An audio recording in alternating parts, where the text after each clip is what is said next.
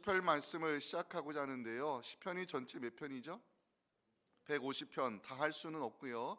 이거 다 하려면 한 3년 걸립니다. 그래서 다 할 수는 없고 시편 중에서 우리가 꼭 알아야 될 그 시들을 좀 깊이 있게 공부하면서 은혜를 나누기 원합니다.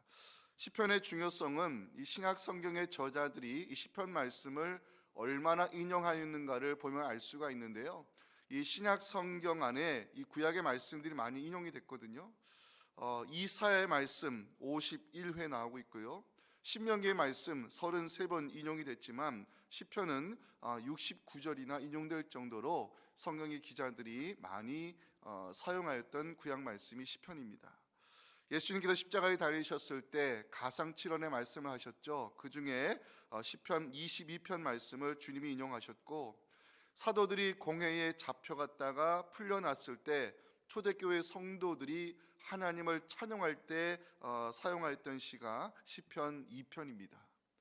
1947년 쿰난 지역에서 발견된 많은 성경의 사본들 가운데 가장 많이 발견된 두루마리가 시편이었고, 쿰난 동굴에서 40개의 두루마리로 기록된 시편 사본이 발견이 됐습니다. 시편의 책이 무슨 내용을 다루고 있을까? 시편은 어떤 책일까? 한마디로 말하면 기도의 책이라 말할 수 있습니다. 기도의 책. 자, 성경 몇 권이죠? 66권이죠.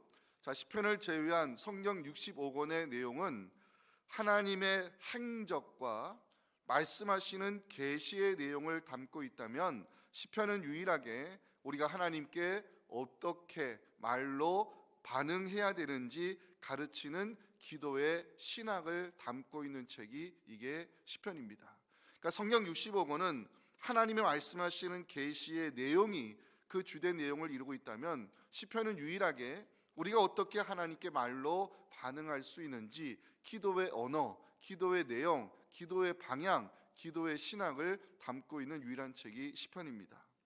이스라엘 백성들이 하나님께 기도하는 이유가 있습니다.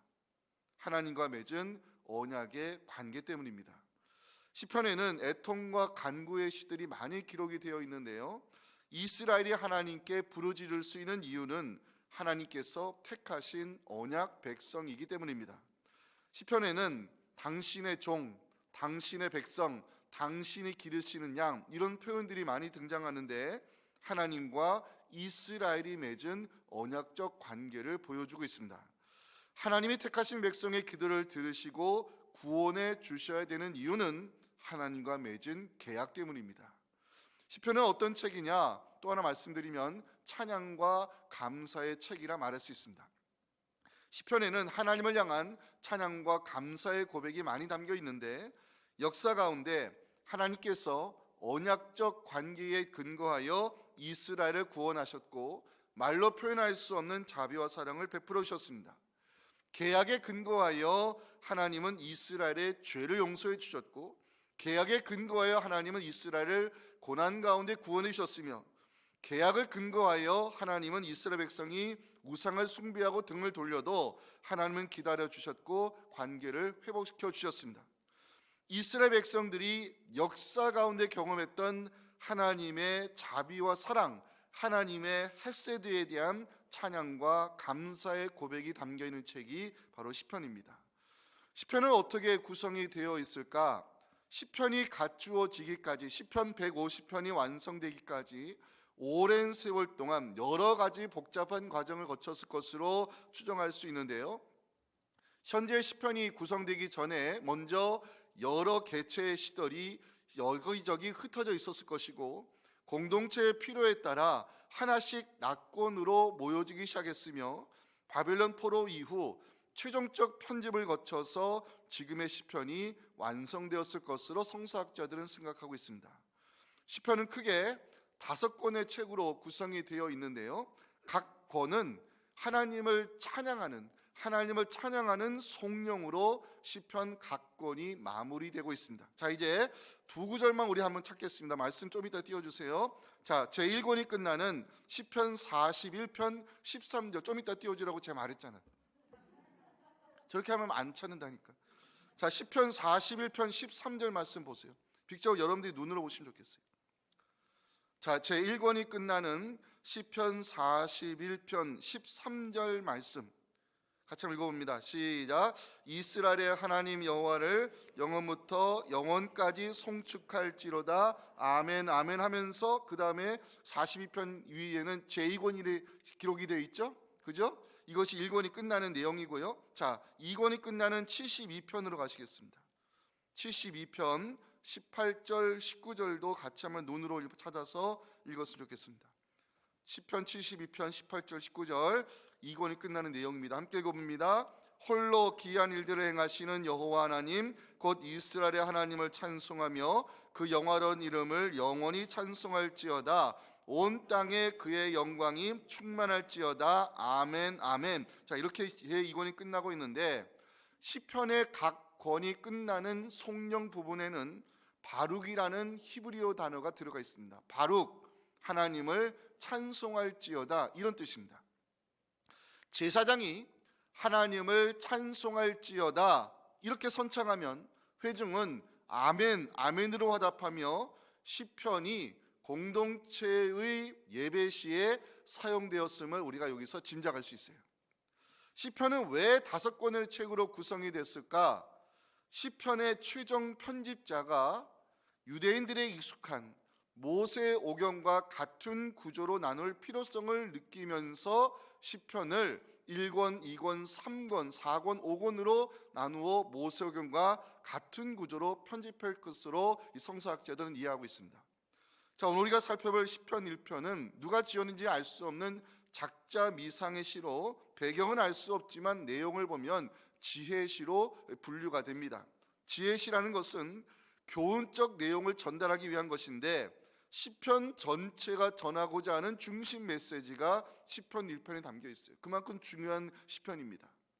시편의 문을 여는 시편 1편이 찬송의 문구나 기도문이 등장하지 않고 인간의 실존 문제를 다루고 있다는 면에서 시편 1편은 복된 삶을 영위하는 지침서라고 말할 수 있어요. 그래서 시편 1편은 복 있는 사람은 이렇게 시작하는 것입니다. 복된 삶을 영위하기 위한 지침서가 시편 1편이기 때문에 복 있는 사람은 이렇게 시작하는데, 먼저 시편 기자는 복 있는 사람이 되기 위해 우리가 피해야 될 길이 3가지가 있음을 1절에서 전하고 있습니다. 우리 1절 같이 한번 읽어볼까요? 시작. 복 있는 사람은 악인들의 꾀를 따르지 아니하며 죄인들의 길에 서지 아니하며 오만한 자들의 잔치에 앉지 아니해야 된다라고 이렇게 시작을 하고 있습니다. 그러면 복 있는 사람이 되기 위해 우리가 가야 될 길이 무엇이냐? 2절에 기록이 되어 있죠. 오직 여호와의 율법을 즐거워하여 그의 율법을 주야로 묵상하는도다. 말씀 묵상을 즐거워하며 말씀을 소중히 여기는 자가 형통의 복을 누릴 것을 3절에서 약속하고 있는데요. 우리 3절 말씀을 함께 읽고 오늘 시냇가에 심은 나무 이 제목 가지고 시편 1편의 메시지를 함께 나누겠습니다. 함께 읽겠습니다. 그는 시냇가에 심은 나무가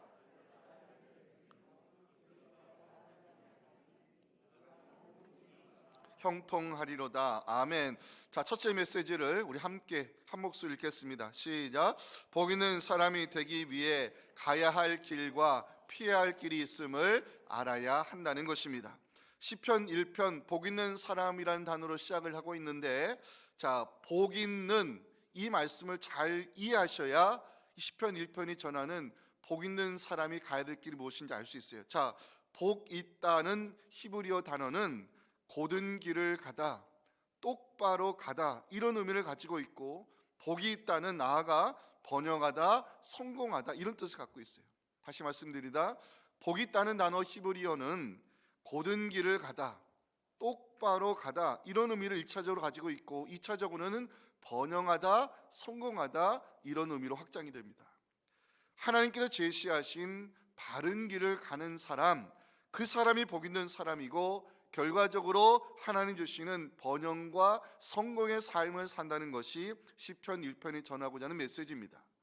시편 기자는 복 있는 사람이 되기 위해 가서는 안 될 길 3가지를 1절에서 제시를 하고 있잖아요. 복 있는 사람은 첫째, 악인들의 길을 따르지 아니해야 되고, 죄인들의 길에 들어서서는 안 되고, 오만한 자들의 자리에 앉아서는 안 된다고 말씀하고 있어요. 자, 악인들의 꾀를 따르지 아니해야 된다고 말씀하고 있는데, 여기 나와 있는 꾀라는 단어는 히브리어로 모략이라는 뜻입니다. 모략. 자, 모략이 뭐냐? 하나님이 제시하신 바른 길이 아닌 쉽고 빠르게 가는 길을 가기 위해 부정한 방법을 사용하는 것이 이게 모략입니다. 보다 빠른 길을 가기 위해서, 보다 쉽게 가기 위하여 사람들은 지금도 모략을 세우고 온갖 부정적 방법을 동원해서 사용하고 있잖아요. 이것이 악인들의 행태라고 성경은 규정하고 있어요.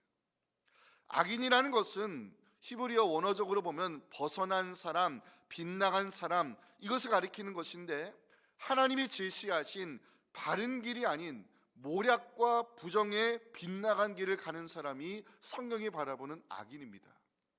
보다 쉽게 가는 길, 빠르게 가는 길을 원한다면 그 사람은 결코 하나님의 복을 누릴 수 없으며 악인들, 죄인들, 오만한 자들과 함께 팽망하게 된다는 것이 시편 1편이 전하는 메시지입니다.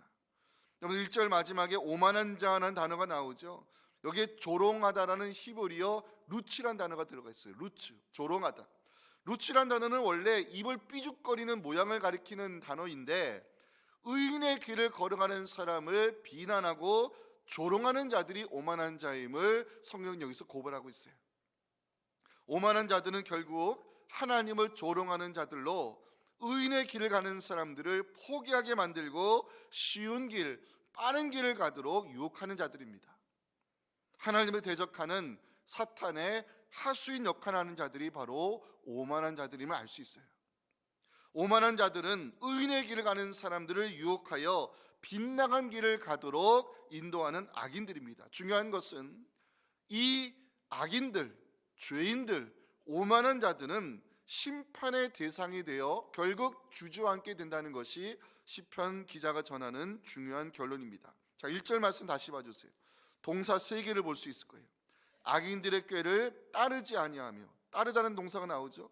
죄인들의 길에 서지 아니하며, 서다라는 동사가 나와요. 오만한 자들의 자리에 앉지 아니하고, 앉다라는 동사가 나와요. 그러면 여러분들이 이 동사를 한번 머릿속에 한번 그려보세요. 따릅니다. 두 번째 단계는 뭐예요? 섭니다. 세 번째는 주저앉습니다. 악인들은 결국 하나님의 심판을 받아서 주저앉게 된다는 것이 성경의 악인들에 대한 결론이라는 것입니다.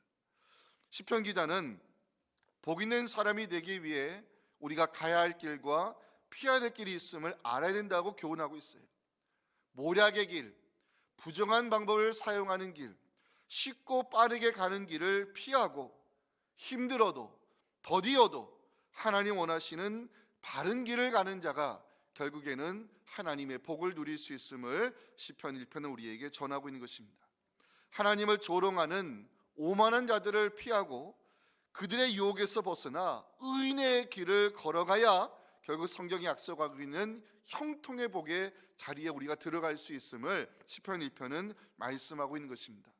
성경을 우리가 연구하면서 이번에 알게 된 것은 초대교회에서 크리스찬들을 어떻게 불렀는지 아십니까?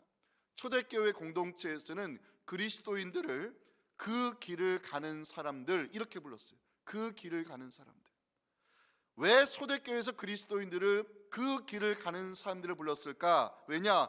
그리스도인은 길이요 진리요 생명이신 예수님을 따라가는 사람이기 때문입니다. 우리가 주님을 따라가는 크리스찬이 되기 위해서는 먼저 피해야 할 길이 있음을 알아야 됩니다. 악인들의 꾀를 따라서는 안 되고 죄인들의 빗나간 길에 들어서도 안 되며 오만한 자들의 자리에 앉아서는 우리가 결코 하나님의 복을 누릴 수는 없는 것입니다. 우리가 복 있는 사람이 되기 위해 그러면 가야 될 길이 무엇이냐? 2절에 답이 나와 있는데 우리 2절 말씀이 중요합니다. 함께 읽겠습니다. 오직 여호와의 율법을 즐거워하여 그의 율법을 주야로 묵상하는도다. 아멘. 자, 2절 말씀을 한마디로 요약하면 말씀을 사랑하는 자가 되라, 이런 의미입니다. 말씀을 사랑한다는 것은 말씀의 계시자인 하나님을 사랑한 것이라 말할 수 있어요. 다시 말하면 말씀을 대하는 태도가 하나님을 향한 태도임을 시편 기자는 우리에게 알려주고 있는 것입니다. 복 있는 사람이 되기 위해 우리는 먼저 말씀을 사랑하는 자가 되어야 하는데, 구체적으로 어떻게 우리가 말씀을 사랑할 수 있을까? 그 방법을 시편 기자는 첫 번째로 말씀 듣기를 즐거워해야 된다라고 알려주고 있어요. 즐겁다는 단어를 찾아보니까 히브리어로 기쁨과 소원을 가리키는 단어인데, 말씀 듣는 것이 우리의 기쁨이 되어야 되고 말씀대로 이루어지는 것이 우리의 소원이 되어야 됨을 시편 기자는 알려주고 있어요. 말씀 듣는 것이 왜 우리에게 기쁨이 되어야 되느냐? 말씀은 언약이고 약속을 이루시는 하나님의 의지가 거기에 담겨 있어요. 말씀을 듣는다는 것은 언약의 말씀을 믿음의 그릇에 담는 행위이고, 말씀이 이루어질 줄 믿고 기도하는 사람의 소원을 하나님은 신실함과 성실함으로 이루어진다는 것이 성경의 약속입니다. 복 있는 사람이 되기 위해 우리는 말씀을 사랑하는 자가 되어야 되는데, 구체적으로 어떻게 해야 되느냐? 두 번째는 말씀을 습관적으로 묵상해야 됩니다. 자, 묵상하다는 단어가 2절에 나오죠. 원어적으로 보니까 비둘기가 내는 구슬픈 소리를 가리키는 것인데, 읊조리다, 중얼거리다 이런 뜻입니다. 말씀 묵상한다는 것은 도대체 무엇을 의미하느냐? 말씀을 통해 하나님과 접속하는 행위, 말씀을 되새김질하는 행위, 이게 말씀 묵상입니다. 다시 정리드립니다. 말씀 묵상이 무엇을 의미하느냐? 말씀을 통해 하나님과 접속하는 행위, 말씀의 되새김질이 이게 말씀 묵상입니다. 우리는 살아계신 하나님과 어떻게 접속할 수 있을까? 말씀 묵상을 통해 가능할 수 있다는 것입니다.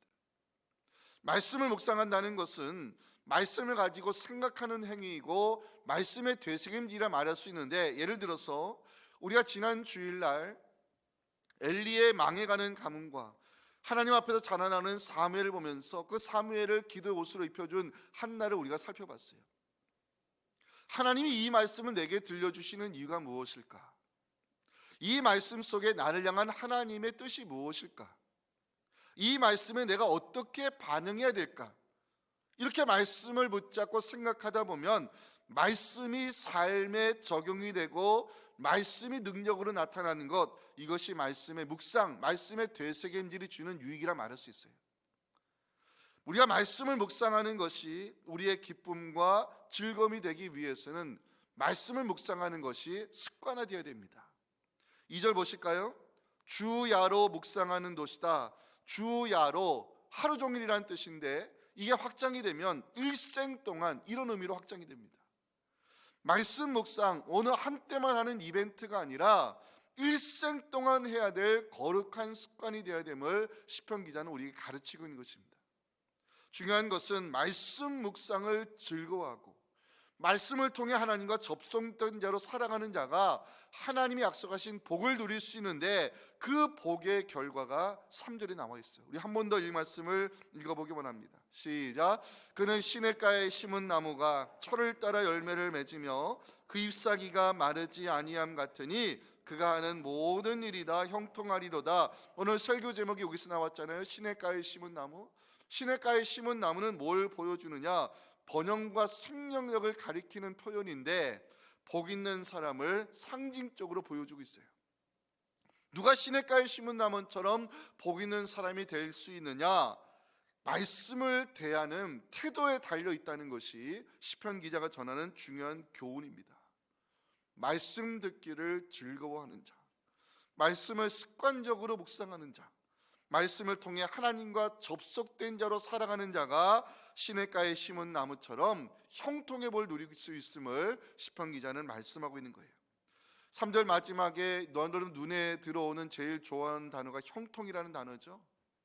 형통이라는 단어를 이번에 많이 좀 연구를 해봤습니다. 히브리어로 찰라흐라고 하는데, 찰라흐. 자, 형통의 축복, 찰라의 축복이 궁금하십니까?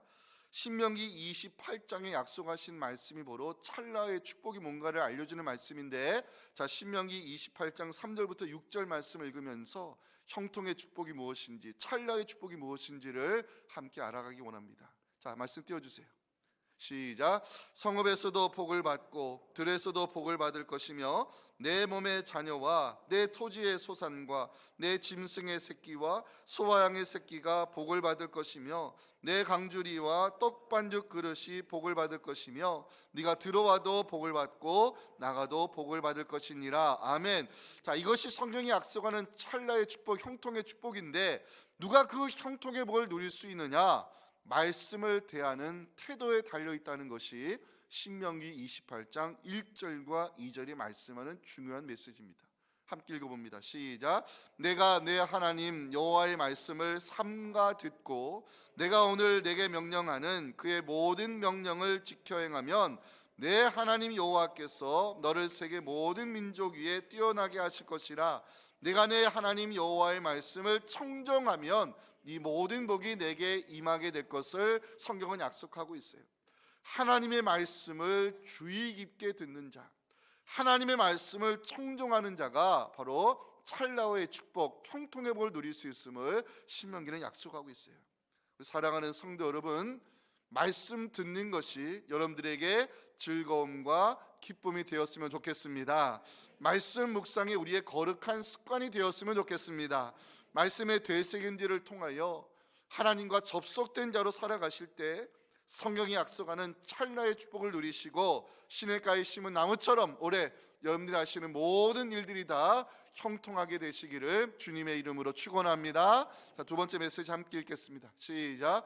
복 있는 사람이 되기 위해 우리는 하나님이 인정하시는 자가 되어야 한다는 것입니다. 인정하시는 자. 자, 시편 기자는 4절과 5절에서 의인과 악인을 대조하며 우리가 어떤 사람이 되어야 하나님의 복을 누릴 수 있을지 말씀하고 있는데 4절과 5절을 먼저 한번 읽어보겠습니다. 시작. 악인들은 그렇지 아니하며 오직 바람에 나는 겨와 같도다. 그러므로 악인들은 심판을 견디지 못하며 죄인들이 의인들의 모임에 들지 못하리로다. 시편 기자가 경계하는 악인들, 그들의 실상은 뭐냐? 바람에 나는 겨와 같다고 시편 기자는 전하고 있어요. 자, 겨라는 단어는 구약 성경에서 힘없이 바람에 날리는 쭉정이를 가리키는 표현입니다. 쭉정이가 뭐죠? 껍질만 있고 알맹이가 없는 것으로 아무짝에도 쓸모없는 것이 이게 쭉정이요 겨입니다.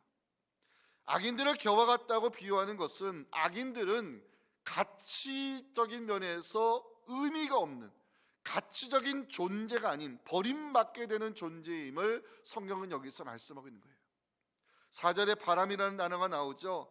바람이 하는 역할은 심판의 도구입니다.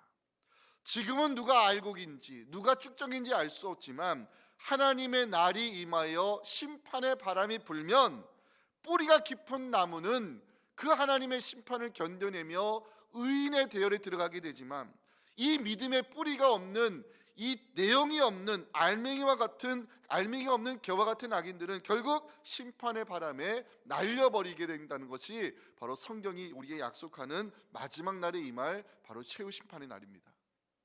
지금은 악인들이 쉬운 길을 가는 것 같고 지금은 악인들이 빠른 길을 가는 것 같지만 결국 그들은 겨와 같은 인생이 되어서 심판의 바람에 날아간다는 것이 시편 기자가 전하는 악인의 최후입니다. 자, 이제 5절도 한번 보실까요? 5절 보시면 악인들은 의인들의 모임에 들지 못한다는 말씀이 나오죠. 악인들이 지금은 득세하는 것 같고 저들의 모략이 통하는 것 같지만 악인들은 결코 의인들의 모임에 들어올 수 없으며 어떤 영향력도 행사할 수 없는 무기력한 존재가 될 것을 성경 기자는 우리에게 알려주고 있어요. 이제 중요한 것은 마지막 6절인데 시편 1편 전체의 결론에 해당되는 말씀이 바로 6절입니다. 함께 읽어봅니다. 시작. 무릇 의인들의 길은 여호와께서 인정하시나 악인들의 길은 망하리로다. 우리가 힘들어도 의인의 길을 가야 되는 이유가 여기에 있습니다. 하나님이 그 길을 인정하시기 때문입니다. 인정하다는 단어를 찾아보니까 히브리어로 야다, 노우, 알다란 뜻입니다. 알다. 의인의 길을 걸어가는 사람을 누가 알아준다고요? 하나님이 알아주신다고 성경에 말씀하고 있어요. 의인의 길을 걸어간다는 것은 말처럼 쉬운 길은 아닙니다. 사람은 누구라도 쉬운 길을 가기 원하고 빠르게 가는 길을 좋아합니다. 하지만 시편 기자는 그래도 우리는 의인의 길을 가야 된다라고 외치고 있습니다. 왜냐? 의인의 길을 가는 사람을 하나님이 알아주시기 때문입니다. 하나님 보시기에 인생에는요, 두 가지 길이 있는 것 같아요. 의인의 길과 악인의 길. 악인의 길은 넓고 쉬운 길이고 사람들이 가기 좋아하는 모략의 길입니다. 하지만 의인의 길은 좁은 길이요, 사람들이 가기 싫어하는 힘든 길입니다. 하지만 중요한 것은 결과입니다. 의인의 길은 하나님이 인정하시나 악인의 길은 패망하게 된다는 것이 시편 1편의 결론입니다. 말씀을 묵상하면서 의인의 길을 걸어가는 사람들에게 위로와 소망을 주는 말씀이 이게 시편 1편임을 이번에 알게 되었습니다. 하나님 원하시는 바른 길을 걸어간다는 것 누가 알아주지 않습니다. 믿음의 정도를 걸어가는 것 누가 인정해 주지 않습니다. 말씀대로 살려고 애쓰는 자를 세상 사람들은 미련하다 말합니다. 의인의 길을 가는 사람을 세상 사람들은 재미없다 말합니다. 그럼에도 시편 기자는 우리는 그 길을 가야 된다라고 외치고 있습니다. 왜냐? 그 길을 거는 자를 하나님이 알아주시고 하나님이 인정해 주시고 복 있는 사람으로 세워주시기 때문입니다. 여러분, 옛날 팝송 중에 프랑크 시나트라가 불렀던 My Way라는 노래 잘 아시죠? 제 18번 곡인데 이제부터는 안 부르려고 그래요. 내용이 안 좋더라고. 이번에 다시 한번 보니까 이 My Way라는 노래가 어떻게 끝나죠? I did it my way, I did it my way. 내가 원하는 길을 걸어왔고 내가 하고 싶은 방식대로 살아왔다는 것이 My Way의 결론입니다. 하지만 우리 믿는 사람들은 My Way의 길을 가려서는 안 됩니다. 쉬운 길이 있다 할지라도 우리는 하나님 원하시는 바른 길을 갈 수 있어야 됩니다. 빠른 길이 있다 할지라도 하나님 인정하시는 의인의 길을 가야 됩니다. 왜냐? 하나님께서 그 길을 가는 자를 인정해 주시고 복 있는 사람으로 세워주시기 때문입니다. 기억하실 것은 의인의 길을 가는 사람을 하나님께서는 보호해 주실 것을 시편 5편 12절은 말씀하고 있어요. 함께 읽어볼까요? 여호와여, 주는 의인에게 복을 주시고 방패로 함같이 은혜로 그를 호위하시리이다. 아멘. 의인의 길을 걸어가는 사람, 그 길은 쉽지 않습니다. 고난이 있습니다. 그러나 하나님께서는 의인의 길을 가는 사람을 고난에서 건져 주실 것을 시편 34편 19절은 약속하고 있어요. 또 한번 읽어봅니다. 시작. 의인은 고난이 많으나 여호와께서 그의 모든 고난에서 건지시는도다. 아멘. 의인의 길을 가야 되는 이유, 하나님 그 길을 가는 자를 인정해 주시고 하나님이 주시는 그 복이 약속되어 있기 때문인데, 이번에 제가 이 말씀을 다시 찾아 읽으면서 얼마나 위로와 은혜를 받았는지 모릅니다. 의인의 길을 걸어가는 사람, 여호와의 집에 심겨진 나무와 같이 번성의 축복 누릴 것을 시편 92편 12절 13절이 약속하고 있는데, 우리 마지막 말씀입니다. 함께 읽겠습니다. 의인은 종려나무 같이 번성하며 레바논의 백향목 같이 성장하리로다. 이는 여호와의 집에 심겼으며 우리 하나님의 뜰 안에서 번성하리로다. 아멘. 이제 시편 2편의 말씀을 마무리하겠습니다. 시편 기자는 우리에게 복 있는 사람이 되기 위해서는 가야 될 길과 피해야 할 길이 있음을 알아야 된다고 알려주고 있어요. 세상 사람들이 쉬운 길을 가려 할 때 우리는 하나님 원하시는 바른 길을 가야 될 수 있고 가야 되고, 세상 사람들이 빗나간 길을 가려 할 때 우리는 힘들어도 믿음의 정도를 걸어가야 된다는 것이 시편 기자가 전하는 첫 번째 메시지입니다. 복 있는 사람이 되기 위해 우리는 말씀 묵상을 즐거워해야 되고, 말씀 묵상이 습관이 되어야 되고, 말씀을 통해 하나님과 접속된 자로 살아갈 때 성경이 약속하는 형통의 복을 누릴 것을 시편 기자는 우리에게 알려주고 있어요. 복 있는 사람이 되기 위해 우리는 하나님이 인정하시는 의인의 길을 가야 됨을 시편 기자는 전하고 있는데, 중요한 것은 이 하나님께서는 의인의 길을 가는 사람을 알아주시고 결국에는 그 사람을 여호와의 집에 심겨진 나무처럼 번성의 축복 누리게 할 것을 성경이 약속하고 있다는 사실입니다. 시편 1편 우리에게 의인의 길과 악인의 길을 가는 사람이 맞이하는 인생 결론이 무엇인지를 확실하게 보여주고 있습니다. 어느 길을 가야 될 것인지 그 선택은 우리의 몫입니다. 하나님께서 알아주시는 의인의 길을 여러분들 걸으시면서 우리의 인생을 복 있는 인생으로 세워주시는 하나님을 기대하며 시편 1편의 말씀을 다 같이 읽고 오늘 첫 번째 찬양을 마지막으로 함께 불렀으면 좋겠습니다. 시편 1편 말씀을 다 같이 읽겠습니다. 시작. 복 있는 사람은 악인들의 길을 따르지 아니하며 죄인들의 길에 서지 아니하며 오만한 자들의 자리에 앉지 아니하고 오직 여호와의 율법을 즐거워하여 그의 율법을 주야로 묵상하는도다. 그는 시냇가에 심은 나무가 철을 따라 열매를 맺으며 그 잎사귀가 마르지 아니함 같으니 그가 하는 모든 일이 다 형통하리로다. 악인들은 그렇지 아니하며 오직 바람에 나는 겨와 같도다. 그러므로 악인들은 심판을 견디지 못하며 죄인들이 의인들의 모임에 들지 못하리로다. 무릇 의인들의 길은 여호와께서 인정하시나 악인들의 길은 망하리로다. 아멘. 지금은 우리 구주 예수님의 은혜와 언제나 우리를 시냇가에 심은 나무처럼 형통의 복을 누릴 수 있도록 인도해 가시는 하나님 아버지의 크신 사랑과 성령의 역사하심이 오늘 시편 말씀을 시작하며 하나님의 말씀을 즐거워하고 말씀 묵상을 습관화시키며 말씀을 통해 하나님과 접속된 자로 살아 여호와의 집에 심겨진 나무처럼 번성의 축복 누리기 원하는 사랑하는 성도들의 올 한해 믿음의 여정과 이번에 토요일에 곧 시작되는 고등부 수련회 위에 지금부터 영원토록 함께 하시기를 간절히 축원하옵나이다. 아멘.